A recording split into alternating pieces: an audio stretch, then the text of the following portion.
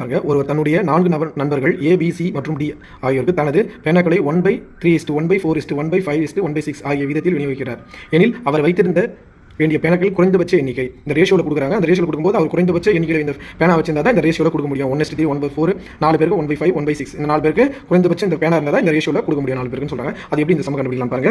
1/3, 1/4, 1/5, 1/6 கீழே இருக்க நம்பர் எல்லாமே நம்ம எல்சியம் கண்டுபிடிக்கிறோம். 3, 4, 5, 6 எல்சியம் எடுத்தால் 3 அடிச்சா 1, 4, 5, 2 அடுத்து 2 அடிச்சா 1, 2, 5, 1 2 10, 3 2 6 அப்போ 60. இதோட எல்சியம் வந்து 60. அப்போ இது என்ன பண்ணணும்னா 1/3 நம்ம 1/3 60 எல்சியம் எடுத்து மேலே மல்டிபிகேஷன் பண்ணிக்கணும். அவ்வளோதான் தொகுதியில் 4/60 1/5 × 60 1/6 × 60 இதை அடித்தா 20 இதை அடித்தா 15 5 அடித்தா 12 இதை அடித்தா 10 60 6 அடித்தா 10.